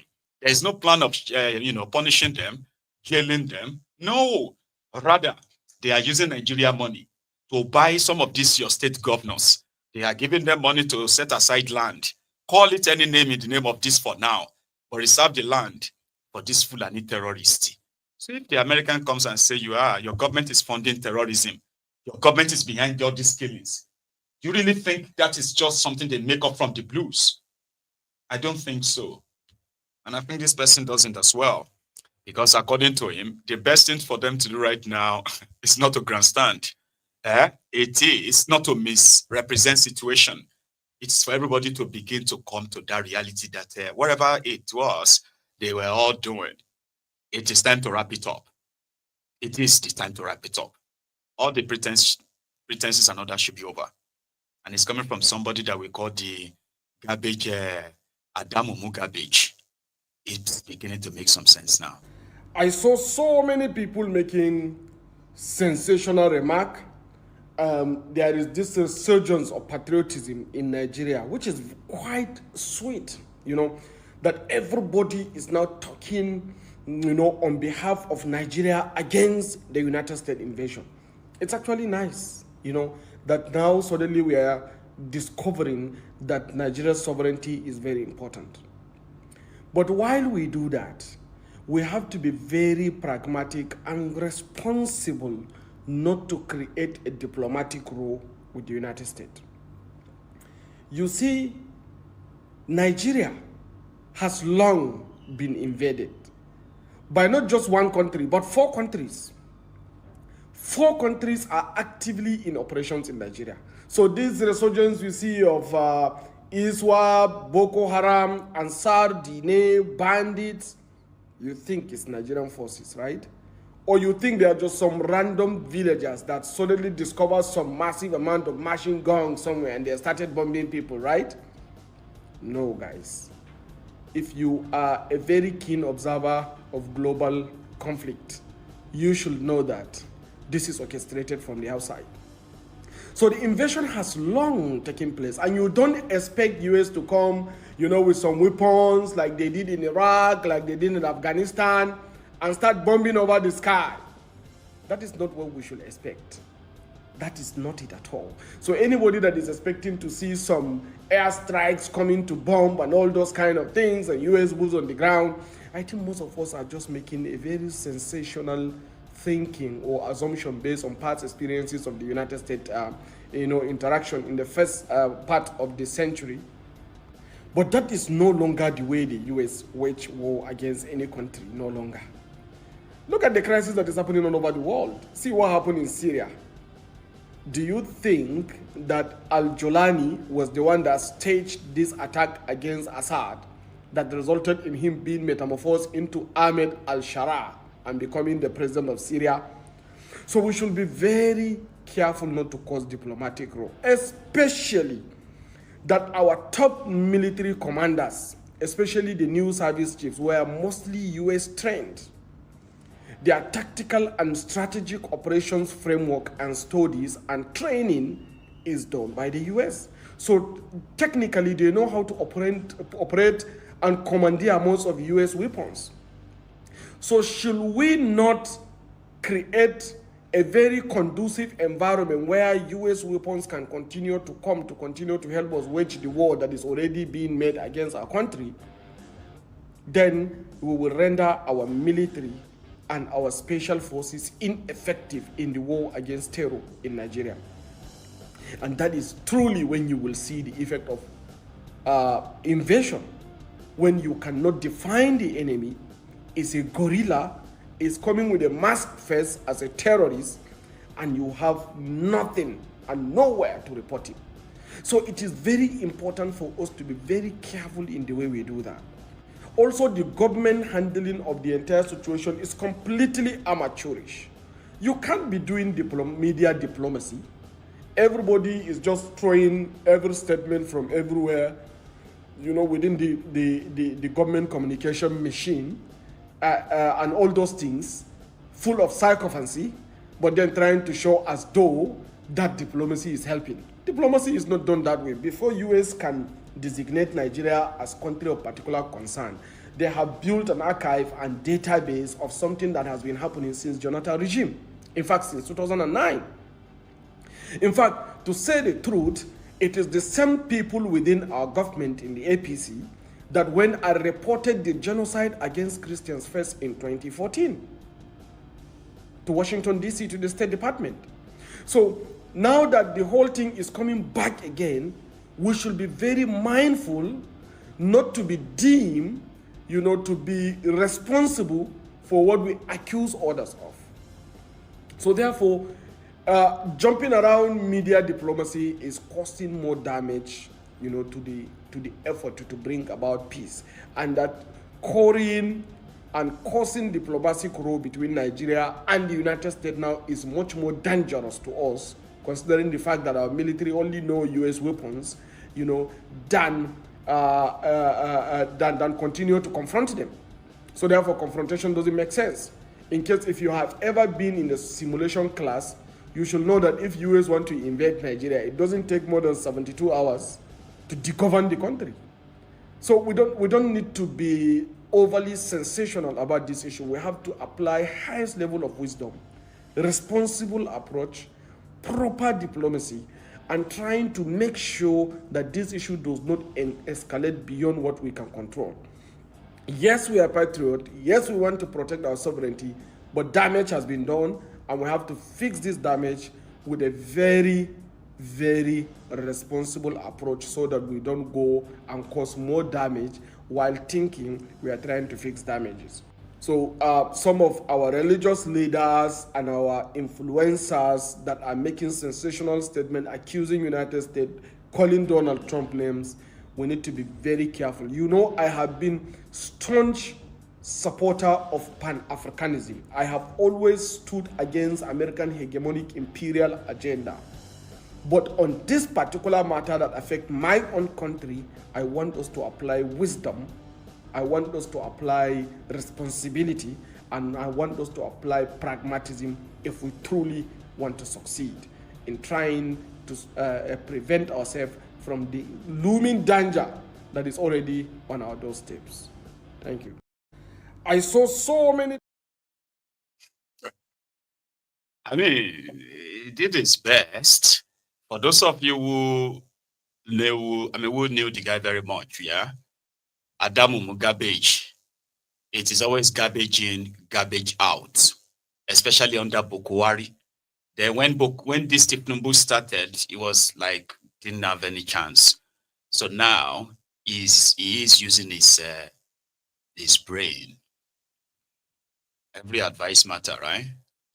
However, the foreign minister, Tugat, I think that's his name, is currently in Germany in what they call the Nigeria Berlin conference or something. So he's explaining to them that there is no religious persecution in Nigeria.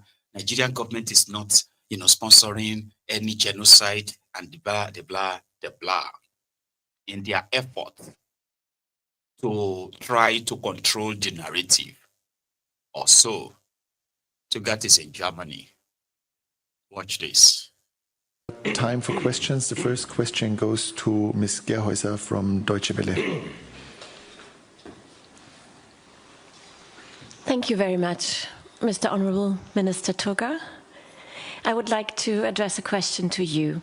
The world is listening what comes out of a US president, its menaces, its allegations, its threats.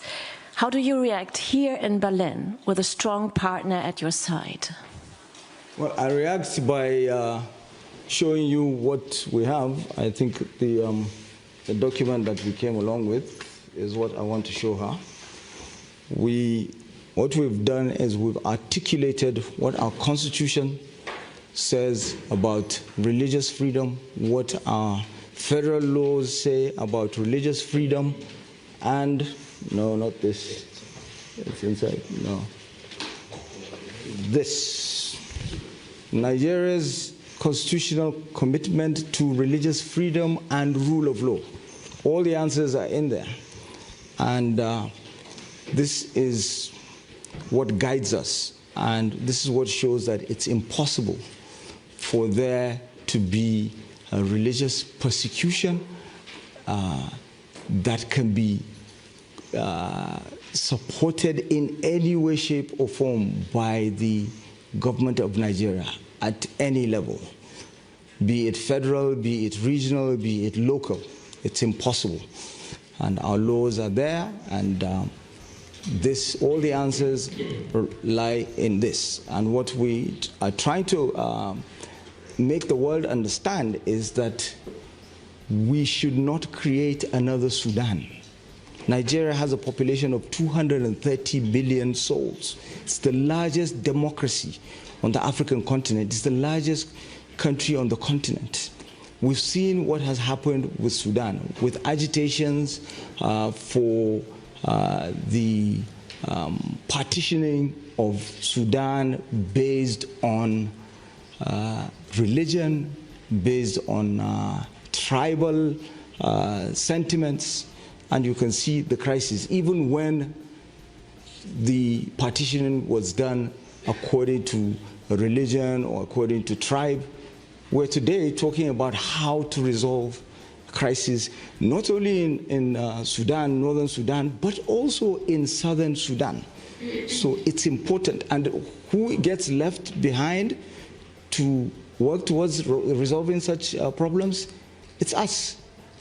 It's the African countries. It's countries like Nigeria that is a member of the African Union's Peace and Security Council. So this is what I have to say. I will share this copy with you. Thank you very much. Dankeschön. Die zweite Frage stellt Jörg Blank von der dpa. Ja, guten Tag. They are on the roll because of Donald Trump's tweets. So if Donald Trump, who probably sees them as a bunch of jokers anyway, corrupt criminals too, and he decided to just ignore them and go ahead and fire, is that going to bring China? Will China come in and, because the Chinese are criminals as well in Nigeria. So you need to know that, okay? The stealing, the illegal mining, the illegal tree felling, the illegal, what they call it, logging. From the northern Nigeria to the southern Nigeria to the eastern Nigeria, all this no good coal. These guys they are stealing a lot from Nigeria. They are stealing as much as sand. Do you understand? From Nigeria, where they are going, they have places where they are digging this special sand from, and they are loading them on their batch of, on their ships, all the way to China. Sand, Iyepe, from Nigeria. I have seen videos of trucks of logs, Baba, that they fell inside Nigerian forests, never planting them back. They are working with their local criminals who are Nigerians, helping them to, maneuver the entire corrupt system. So, China will come and possibly, defend Nigeria. I don't know. Like, would they? I don't know. What would they do? Everywhere you see this insurgent, you see this terrorist operating, there is a 70 to 80% chance there is a mining land not far from them. I won't say 100%, but more than 80% chance that there is an illegal mining site not far from them. And by the time you get to the operational site, you will meet the Chinese there, comfortable, mining gold, mining all different kinds of resources inside that contraption. And this is true because I'm not making it up. You just need to go on now and use your phone and type arrested Chinese for illegal mining in Nigeria. Your entire Google search will be filled with their faces, their numbers, Chinese illegal miners operating in the dangerous areas of Nigeria. Your resources, of course.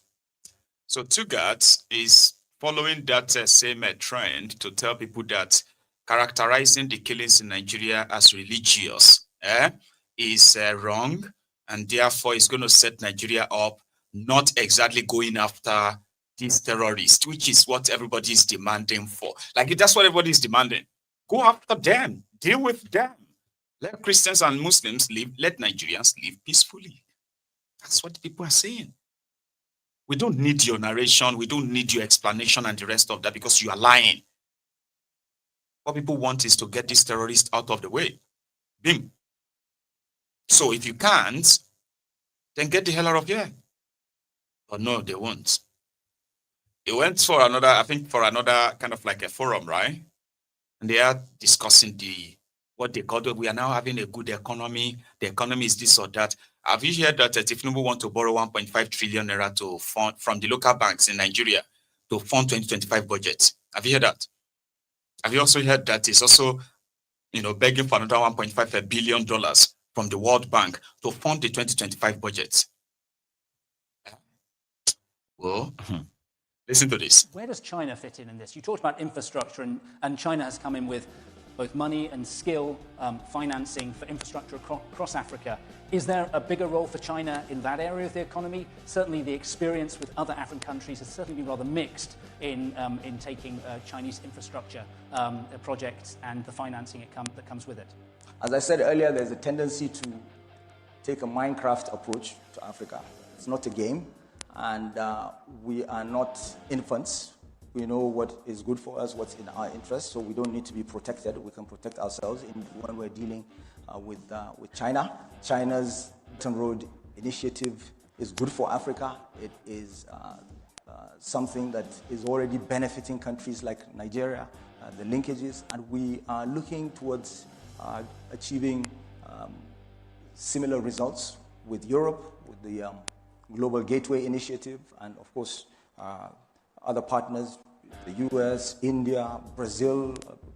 We're doing a lot. We have a strategic partnership with Brazil as well. So, China is doing a lot, and we're partnering, and we have laws, we have regulatory frameworks in different sectors. You've talked about energy, and obviously energy and the huge gas resources that Nigeria has, and I think you're planning pipelines that will take the gas. They are taking it around West Africa, but the potential is to take them on even into Europe. You've also talked about the potential of attracting investors in AI, in data centers, because they absorb such a huge amount of power, and yet Nigeria can't even keep the lights on for its own citizens. How can you bring in that investment, bring in the as you said, the business, the outsourcing? How can you bring in the tech investment if you can't provide that fundamental infrastructure for businesses? So it would serve a dual purpose. We bring in the investors, they generate what they want, and then we also generate to improve on electricity supply domestically, which is what we're doing, and we have prepared the ground. We have an electricity act. We're doing a lot, not just with gas, but also with renewables. We have, within the electricity act, it's made investing in electricity generation, transmission, distribution more attractive because it's decoupled the different aspects. And on top of that, you have new ways of attracting investors in renewables, such as feed-in tariffs and so forth. So it's something that I don't see any conflict in that, because we have a gas pipeline that takes gas to Ghana, for instance, via the Republic of Benin and Togo. So that is being used also for electricity in the region. But we're currently also building another gas pipeline, the Ajakuta Abuja Kaduna Kano gas pipeline that runs across Nigeria, which would also solve the problem of the feedstock for generating electricity. President Tinubu has implemented two very significant reforms. One was floating the Naira. There's still a parallel market, but it's really eased up the whole complex forex situation in Nigeria. He's also removed fuel. The transmission line is a super highway.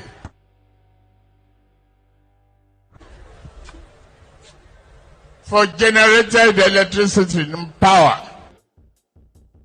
They could not even make a down payment for a roasted corn.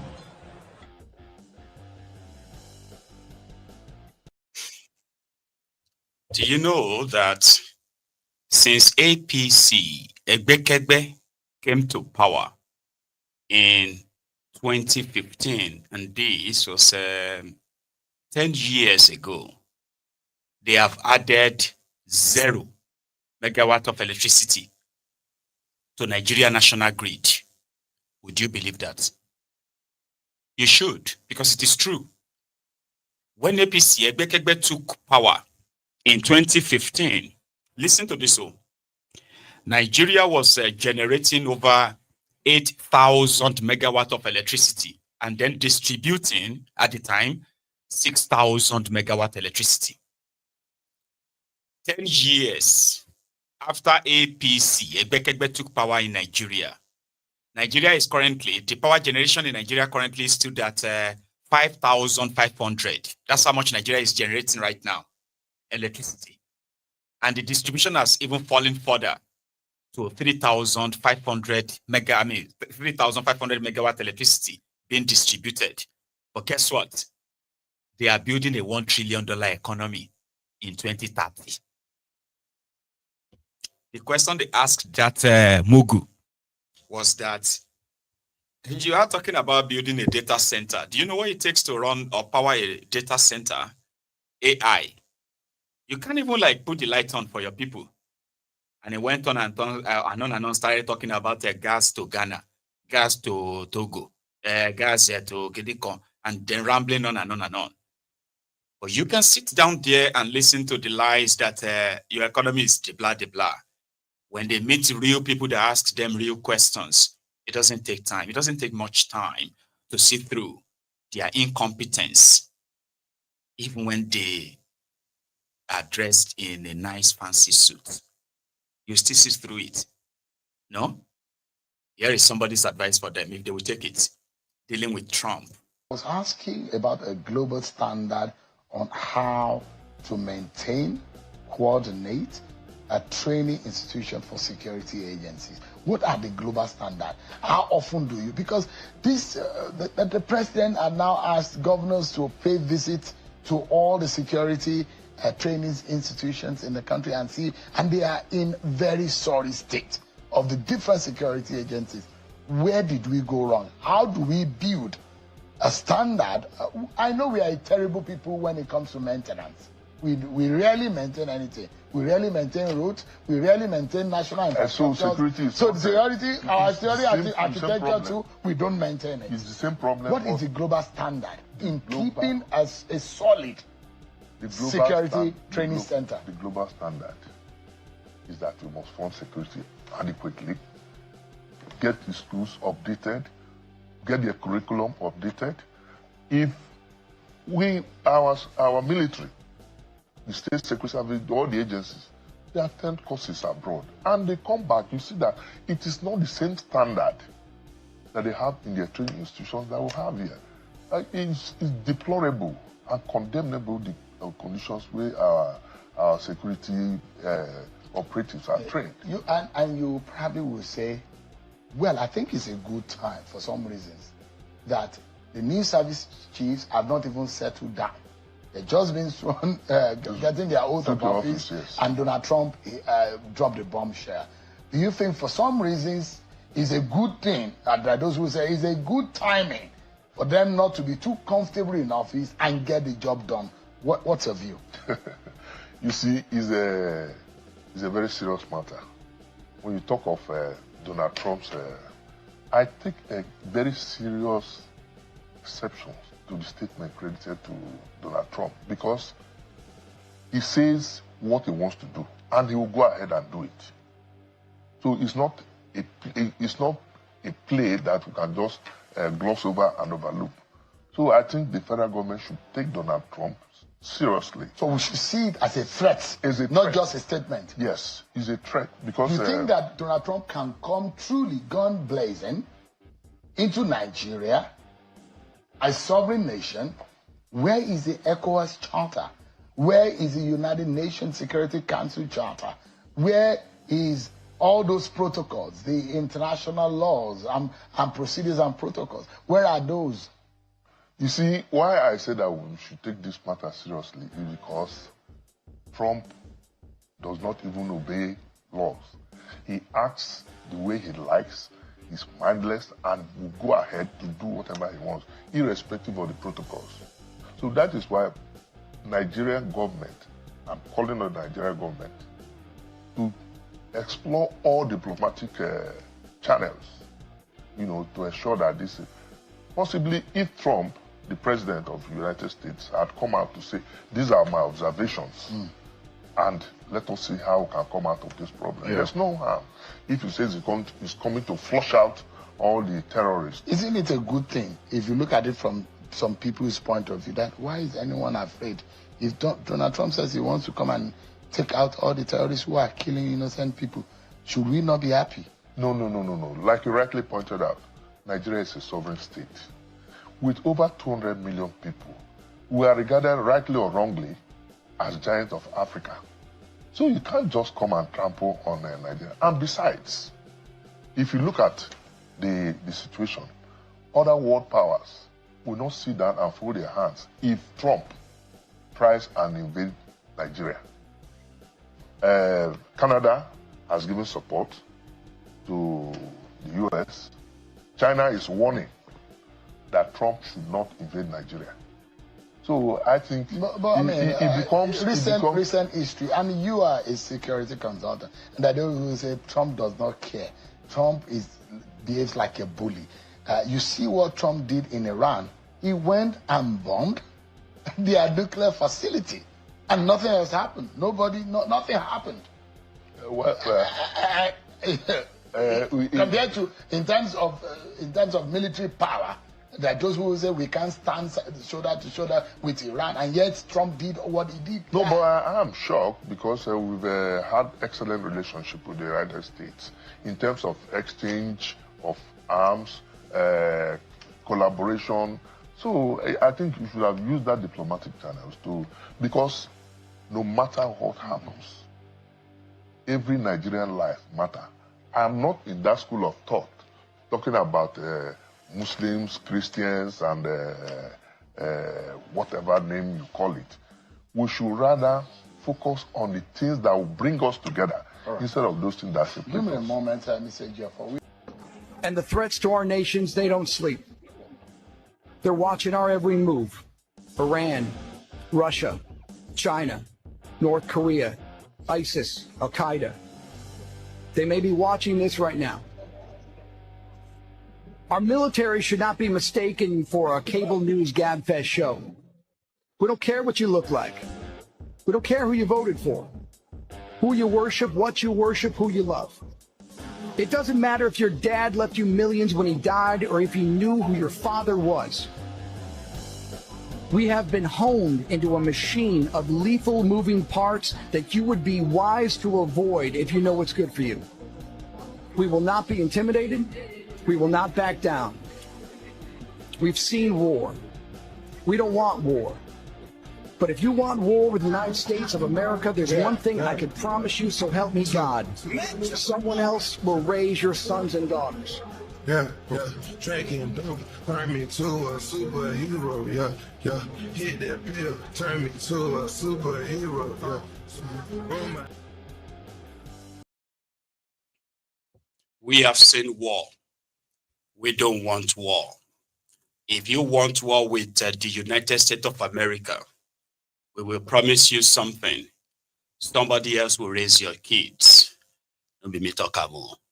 And that man said they have been honed into a moving machine. No, little machine. I'll leave it at that and ask you all to have a very wonderful evening. So thank you so much for your time.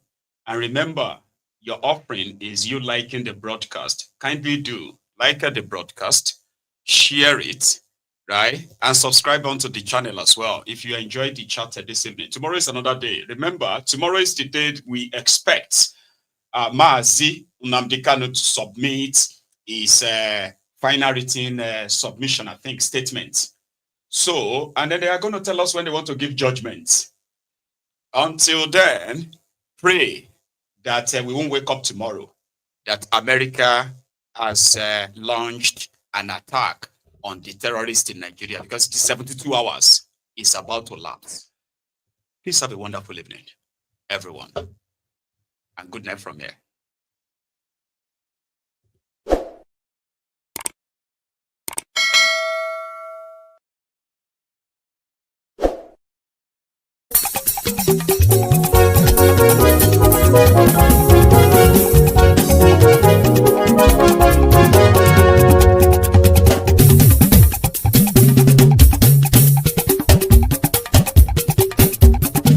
Mayegun làwa mọ̀ làmọ̀ tó dòdòdò. Mayegun dayari Mayebi number one. Mayegun làwa mọ̀ làmọ̀ tó dòdòdò. Mayegun dayari Mayebi number one. Mayegun ti dé o ọ̀rẹ́ ara ìlú. Mayegun dayari Mayebi number one. Lórí Facebook, lórí YouTube. Mayegun dayari Mayebi number one. Gbogbo bó ṣe ń lọ ni Mayegun já wa sí. Mayegun dayari Mayebi number one. Àṣírí ọ̀jẹ̀lú kì í bò níbẹ̀ o. Mayegun dayari Mayebi number one. Bó bá ṣe eré àní Mayegun máa wí. Mayegun dayari Mayebi number one. Ó sì tún ṣe eré wàá gbọ́ níbẹ̀ o. Mayegun dayari Mayebi number one. Mayegun dayari politico. Mayegun dayari Mayebi number one. Godfatherism kò sí lọ́rọ̀ Mayegun. Mayegun dayari Mayebi number one. Ẹ farabalẹ̀ sẹ́ o kẹgbọ́rọ̀ lẹ́nu o. Mayegun dayari Mayebi number one. Àní Mayegun làwa mọ̀ tó dòdòdò. Mayegun dayari Mayebi number one.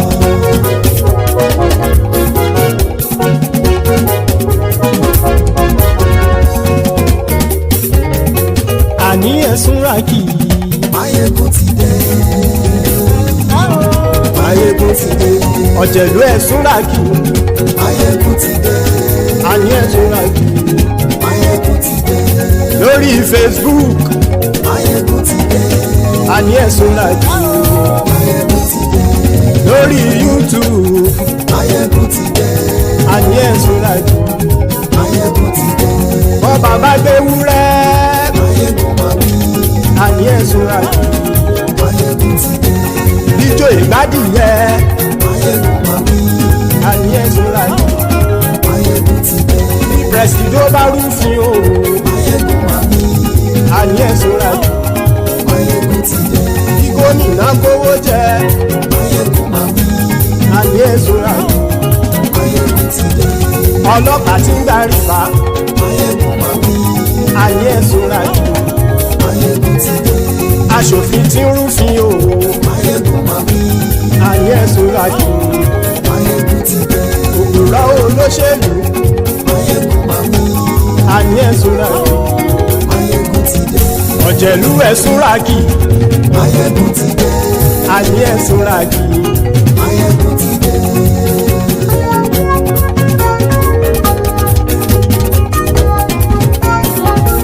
Máyégún ti dé. gbogbo ọ̀jẹ̀lú ẹ̀sùn làkì. Máyégún ti dé. gbogbo ọ̀jẹ̀lú ẹ̀sùn làkì. ṣùgbọ́n ní bá ti ṣe èyí tó yẹ kí wọ́n ṣe ọmọ bá dèrò ní fi wọ́n níran o. Máyégún ti dé. gbogbo ọ̀jẹ̀lú ẹ̀sùn làkì. Máyégún ti dé. gbogbo ọ̀jẹ̀lú ẹ̀sùn làkì. ṣùgbọ́n ní bá ti ṣe èyí tó yẹ kí wọ́n ṣe ọmọ bá dèrò ní fi wọ́n níran. wọ́n fowó bẹ́ẹ̀ o Máyégún ó sọ pé wọ́n ò bẹ́ẹ̀